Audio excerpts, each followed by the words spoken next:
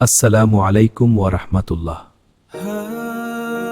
আজকে অনেক মুসলিম ভাই বোনের মনে একটা চিন্তা কাজ করছে, যদি কুরবানি নিয়ে সমস্যা হয় তাহলে কি আমাদের কুরবানি হবে না? কুরবানি কি শুধু গরুতেই সীমাবদ্ধ? প্রথমেই একটা কথা মনে রাখুন, ইসলাম কখনো কাউকে কষ্টে ফেলতে চায় না। ইসলাম মানে শান্তি, সহজতা, রহমত। আর কুরবানির মূল উদ্দেশ্য শুধু গরু জবাই না, বরং আল্লাহর সন্তুষ্টি অর্জন করা।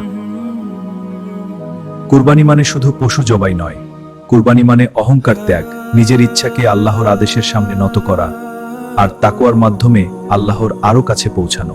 আল্লাহ তাআলা কুরআনে বলেন, লান ইয়ানালাল্লাহা লুহুমুহা, আল্লাহের কাছে পৌঁছায় না গোশত বা রক্ত, বরং পৌঁছায় তোমাদের তাকওয়া। কুরআন অর্থাৎ আল্লাহ আমাদের অন্তরের নিয়ত দেখেন, নিয়তই সবচেয়ে গুরুত্বপূর্ণ। অনেকেই ভাবেন কুরবানি মানেই শুধু গরু, কিন্তু ইসলামে গরু ছাড়াও আরো অনেক হালাল পশু আছে। ছাগল, ভেড়া, দুম্বা, উট, মহিষ। হযরত মুহাম্মদ সাল্লাল্লাহু আলাইহি ওয়াসাল্লাম নিজেও ছাগল ও দুম্বা কুরবানি করেছেন। তাই কোনো এলাকায় যদি গরু নিয়ে সমস্যা হয়, হতাশ হবেন না। একটা ছাগল দিয়েও একজন মুসলিম সুন্দরভাবে সুন্নাহ আদায় করতে পারেন।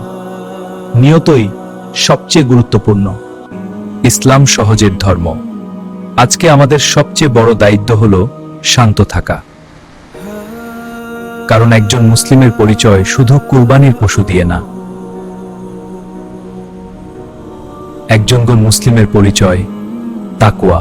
ভাবুন তো, যদি আমরা শুধু গরু না হলে কিছুই হবে না, এই চিন্তায় ঝগড়া বিবাদে জড়িয়ে পড়ি, তাহলে কি ইসলামের সৌন্দর্য প্রকাশ পাবে?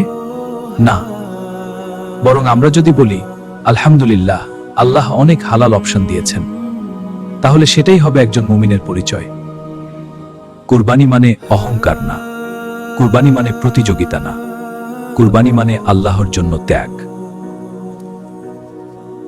একটা ছোট ছাগলও আল্লাহর কাছে অনেক মূল্যবান হতে পারে যদি নিয়ত খাঁটি হয়। তাই প্রিয় মুসলিম ভাই ও বোনেরা, হতাশ হবেন না, ভয় পাবেন না, শান্তি বজায় রাখুন। যদি গরু সম্ভব হয় আলহামদুলিল্লাহ, না হলে ছাগল, ভেড়া বা অন্য হালাল পশু দিয়েও কুরবানি আদায় করুন। ঐক্য বজায় রাখুন, নামাজ পড়ুন, দোয়া করুন, আর আল্লাহর উপর ভরসা রাখুন। আল্লাহ তাআলা আমাদের কুরবানি, আমাদের নিয়ত এবং আমাদের ত্যাগ কবুল করুন। আমিন।